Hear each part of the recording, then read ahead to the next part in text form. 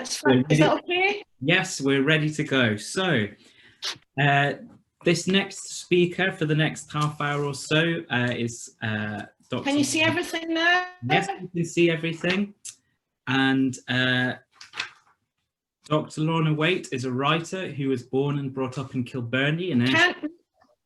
Is that okay? Yes, that's all right. We can see and we can hear you perfectly, Lorna. Lovely. And so Dr. Lorna Waite now lives in Edinburgh, and she's the author of a poetry collection, The Steel Garden, and co-editor of the book. I'm afraid I can't read that. It's in Gaelic, Lorna, and I won't attempt to mangle it. Can you remember it off the top of your head?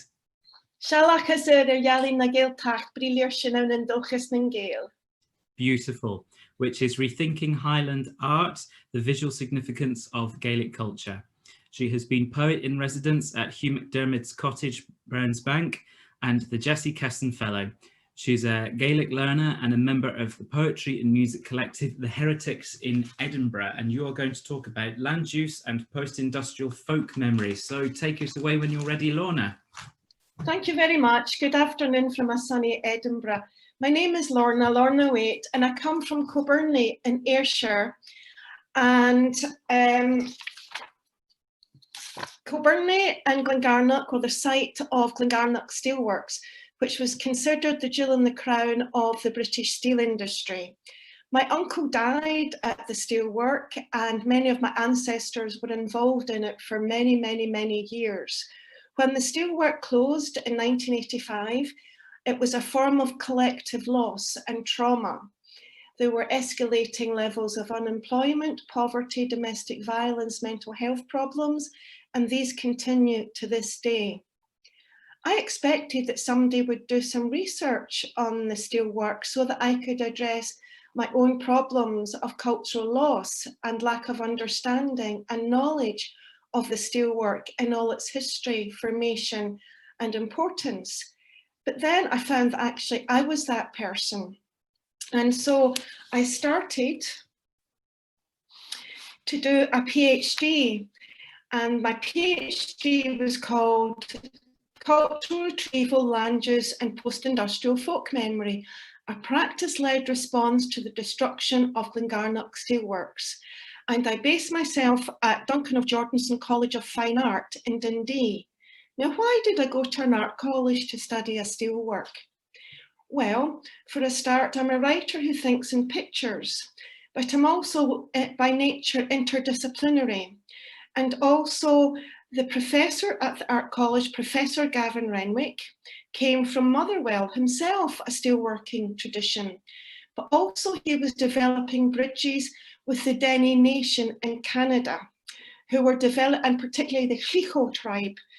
And they were constructing a traditional knowledge project, addressing the lack of knowledge of young people of their own history.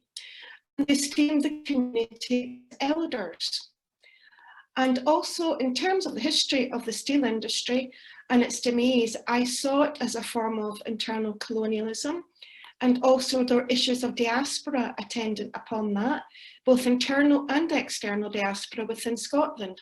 My own ancestors are Gaels who came to Ayrshire for work, and also many people fled after the destruction of the steelwork abroad for hopes of a better life.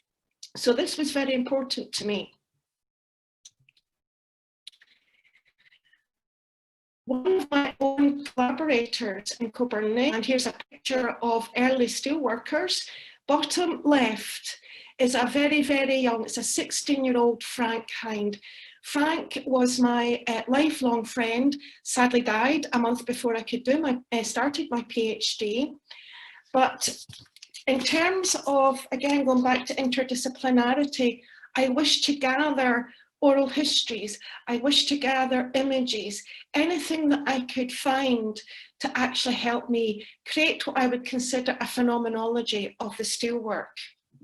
Now, this is Frank gave me this token as a token of respect for me, but also this brass token was what the steelworkers had to present on a Friday afternoon to actually get their wages.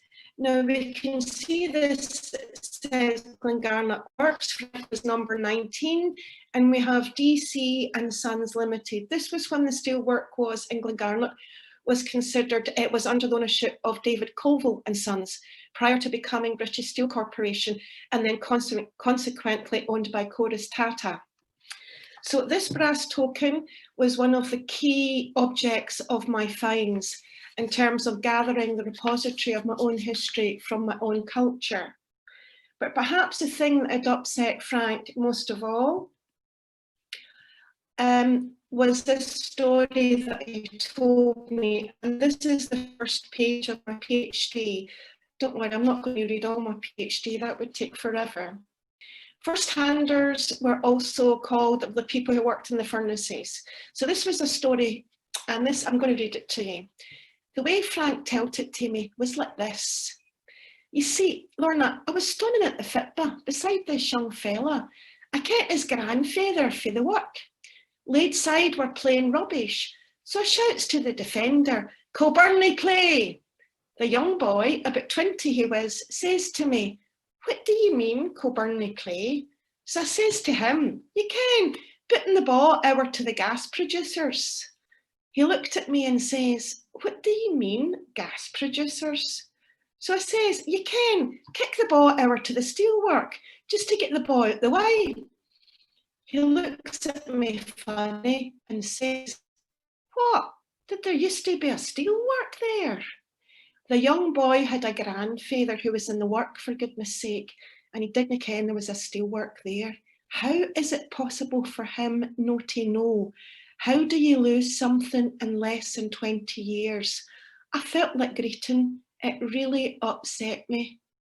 So Frank Hind, a lifelong steelworker at Glengarnock Steelworks, a meticulous diary keeper of shift teams, charges, blooms and road sections, a teller of stories, a burn scholar like many steelworkers from Ayrshire, and a man with a sociable heart, had come upon the fracture of the transmission and knowledge of his own culture's story.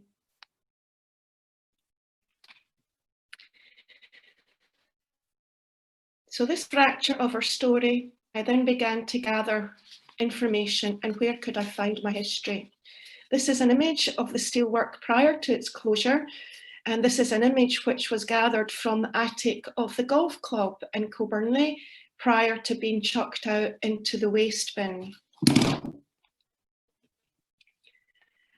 This is a freestanding drawing done by one of the steelworkers, John McFarlane, again drawing from memory his own mental mind map of community and work and people and place. This is one of my favourite images. This is actually where I used to play beside Glengarnock Station. Now this image was taken from a box of glass slides which was found in Kilbirnie Library. Ayrshire Council decided that there was no room for any information regarding local history. It could perhaps be put on a trolley, and these handmade glass slides of meticulous beauty were scheduled for being put in the rubbish bin. This is another of the glass slides. This is showing the rolled sections of the open hearth steelworks.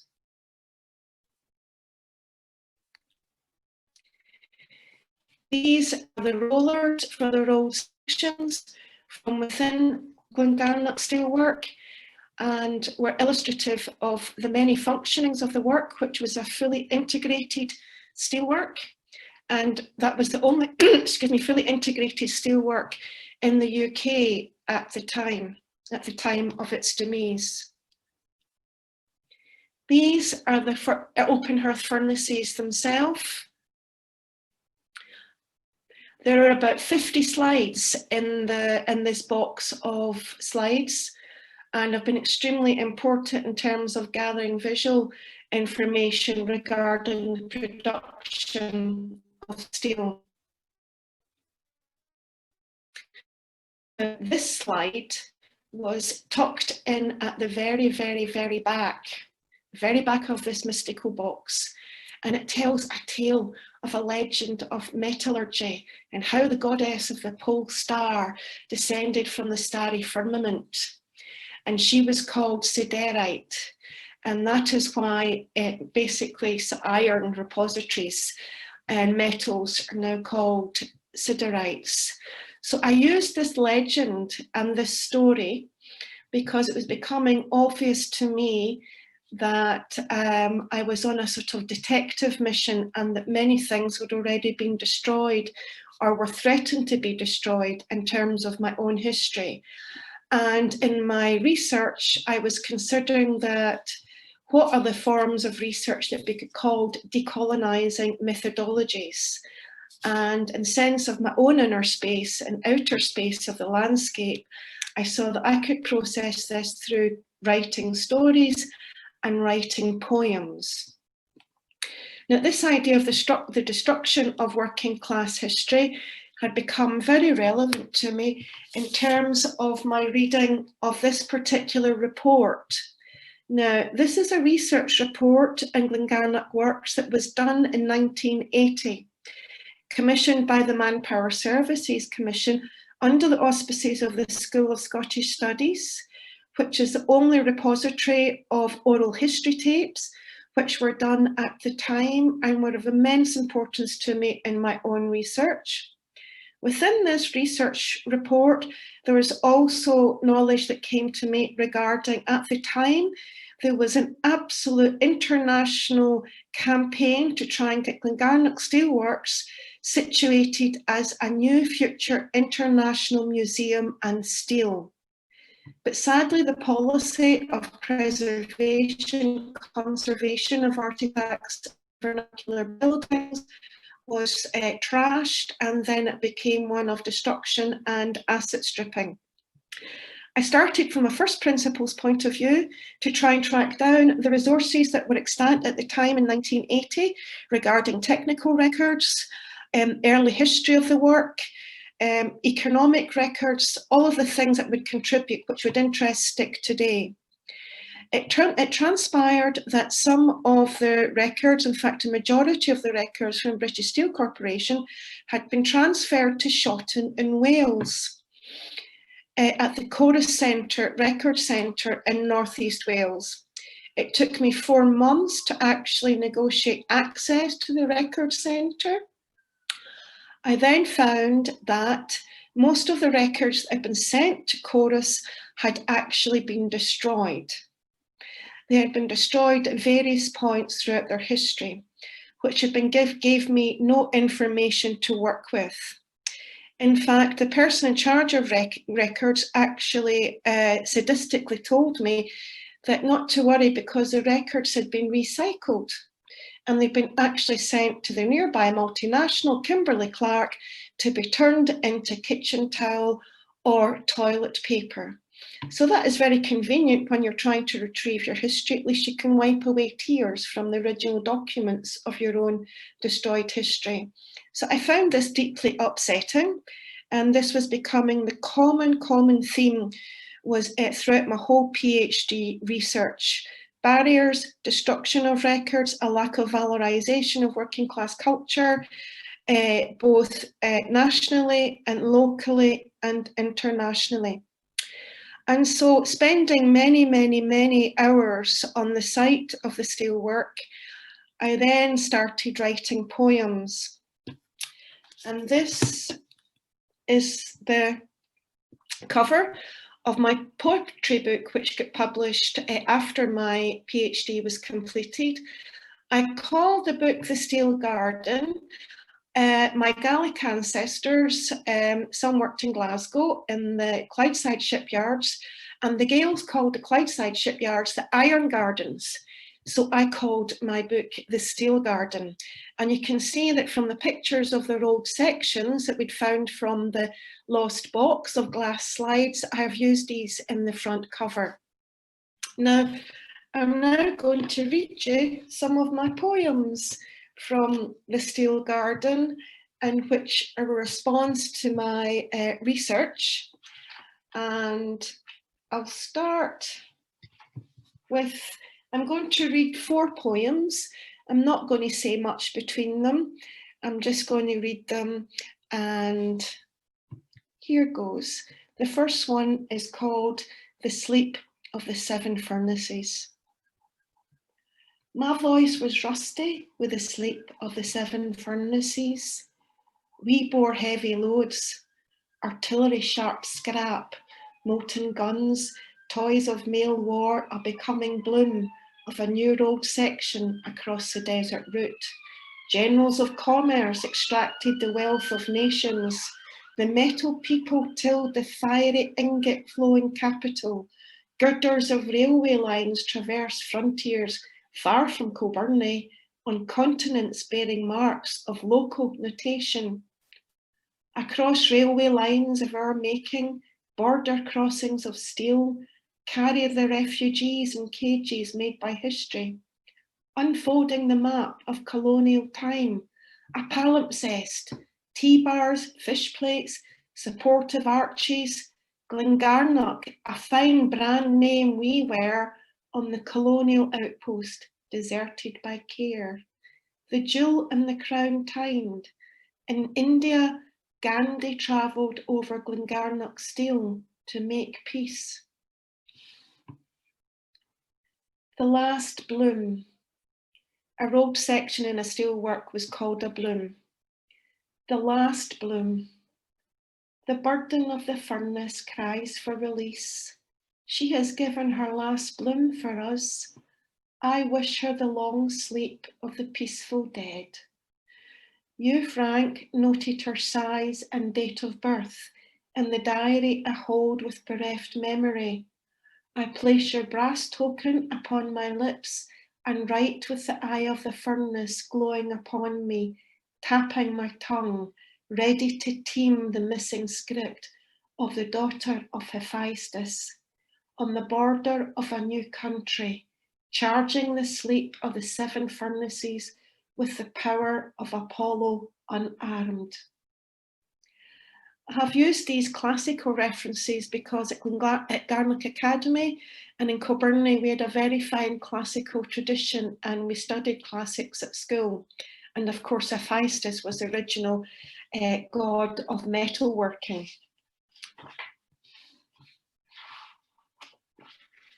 This next poem is called The Steelwork Likes to be Remembered. I hae wrapped myself and applied o memory, cradling your water or my hawn on the hill, the lang view for the scheme afore the tree line ends. I hae sat by ye and poured ingots o grief and lost love into your bounded corners, o my map o a sense of belonging, hugging rusty stains on a man-made waste. You will always be me, ye ken, as backdrop to myself. My youth has gone with ye, my een still shine with the sparkle o your licht in the dimming shadow o the work. Your memory Disney haunt steel hearts o silent chambers echoing your pulse. The rhythm o my words will return to ye as source, the water and the metal. He built my mind monumental imaginings. My shift will change with the burden released. The work likes to be remembered by me. And in Gaelic, there's a phrase which is that if you love a place, it likes to be remembered by you. And I've used that. Indeed, part of my Ph.D. used Gaelic structure of language to get closer to the heart of my feelings about the steel work. Now I'll read the final poem. If you come from Kilbirnie, you're called a Blastie. Most people thought that referred to the blast furnaces.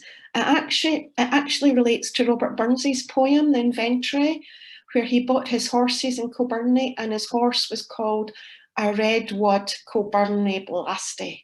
It was a bit unmanageable and a bit out of control and a bit wild. So I don't think things much have changed really. So anyway, this is my final poem. For me, it was sculpture. A Blasties honours Glengarnock Steelwork. For me, they were sculpture. Nae kenning how to say this, for we never gave the status of art to our repeated memories of formation. I rescued myself for the tragedy of the unloved, for the view through the train window of the steelwork, on the tapple bings, hurling the red blaze o' blame down the gentle sloping banks, a hint whore we used to play. I felt all right seeing the big furnace chimneys come at me through the train window. The story in me kens your way o' looking at worker production and the revolutionary struggle of the industrial West Coast working class. The traditions of the political left puggle me out. Nobody asked the wains and the women for their opinions anyway. We get off the train to see ye, mak the night sky skinkle. Our railway siding stocking art by the pile, rows o' steel, a heap at stuck at angle and monumental size. I was shape-shifting and changing for him. Makes me think of Richard Serra. Now I've been to the art college. I was kent they were sculpture. Although I ken the grun is fallow now, wi' our extracted wealth, the upsurge o' metal, fi underneath our feet, I ken all that, wi' wisdom heed. I ken the illness, I ken the poverty, I ken the way o' metal, I ken the story, I ken me. I miss the chimneys, I miss the work. For me, it was sculpture. Many thanks for listening. I'm happy to answer any questions now. Thank you very much. That was fantastic. Thank you, Lauren. That was really interesting and actually quite moving. I'm ashamed to admit that before we read your proposal for the talk a few months ago, I didn't know that there had been a steelworks at Glengarnock, and I work in Ayrshire. I knew about Beath furniture, I knew about the brick and paper mills, I knew about ICI, and I found it really interesting that ICI in particular is almost a black hole of people's interest in industry in the area, and they don't look at the satellite towns and what's going on in there. I'll hand over to Emma. It looks like we have a few questions for you. So the first question is from Morag Cross. What date are the slides and when was Glengarnock founded? Glengarnock was founded in 1843 as an ironworks by Mary and Cunningham, and the glass slides relate to the melting shop from 1942 to 1955. Well remembered. And one from Justin, who's on Stick Committee. Lorna, thank you for your wonderful words. Did you know we have at Summerlee Museum some of the machinery from the Glengarnock test shop, which is still standing? I'd love to get your thoughts on an idea for a project. So I would love to collaborate with you and absolutely have some ideas regarding postdoctoral work, and there's still so much work still to be done, and so that would be super. I'm sad to say I've not actually visited Summerlee yet, so forgive me for that, but I'll remedy that. And thank you very much. I'll email you both so you have each other's contact details. So thank you very much, Emma. And a long one from Jenna. Hi Lorna, it's so exciting to hear your presentation. Hello from another North Ayrshire resident. I come from Largs. I've actually just started my own interdisciplinary PhD.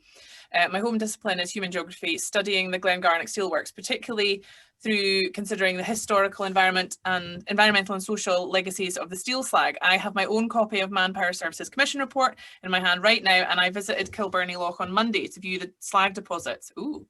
I can't imagine what it must have been like to hear about the destruction of those records in Shotton. I've just finished my master's dissertation on the impending closure of Hunterson's Power Station, so I can completely empathise with the feeling of our own heritage being treated as a waste product. It would be absolutely amazing to chat to you more at some point in the future, but for now I have a quick question on how the local communities you worked with responded to your stories and poems.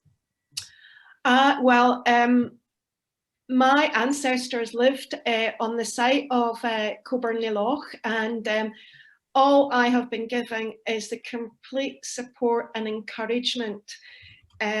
Extraordinary. People looked in their attics, they gave me anything I could. I held as part of my PhD a public meeting, and which was very well attended.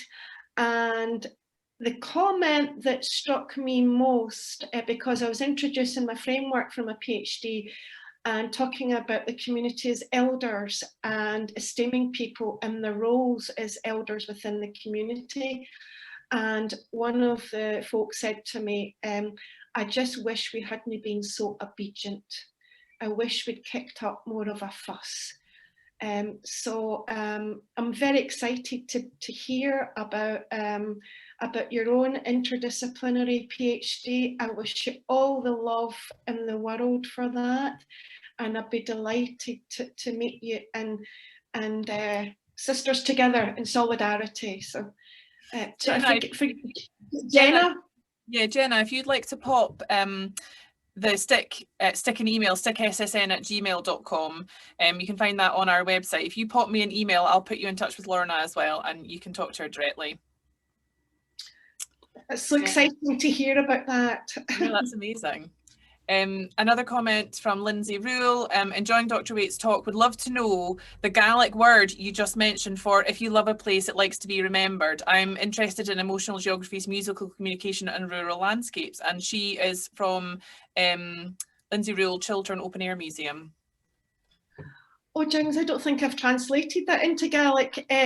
The work likes to be remembered by me. She oper acum morgiol ika. I think that's wrong, but I'm a bit rusty with my Gaelic. Well, it sounded good to me. One from Patrick, our presentation, Patrick, from earlier. Your presentation is very interesting. Also in my country's steel industry and mining provided a lot of legends and stories relating to religion and traditions. For example, the statues of St. Barbara and St. Eloy, the last as patron of the metal workers. Are these saints also present in folk or industrial culture in Scotland and the UK? Within Gaelic culture, the smithy and the ironworker is held in high esteem. So there are many. I don't know many folkloric stories regarding, in terms of my own culture from North Ayrshire, but there are within the broader Scottish tradition and the Gaelic tradition very much so. And I enjoyed Patrick's talk very much. And interestingly, the proposer for the International Museum of Steel, as featured in the research report, was actually Dutch. And so I was delighted to hear Patrick speaking. There was many resonances there, and we received much international support at the time of the closure for keeping us, for trying to preserve our stories. We've got lots of other comments coming in. Kirsty Blair saying that she'd love to be in touch as well. She has writings by a Victorian poet working at Glengarnock and at least 3 other working poets from Kilbirnie, and she's put her email address in the comments, so if you go into the Q&A section you'll see that. Colin Sanderson saying he'd also like to be in touch. My own family was involved in the related refractory brick industry in Scotland at Cumbernauld, Castlecarry and Bonnybridge, etc. And yeah, there's loads more comments, so do go into the Q&A section and have a look at those, Lorna, and if you have time to answer any, that would be amazing.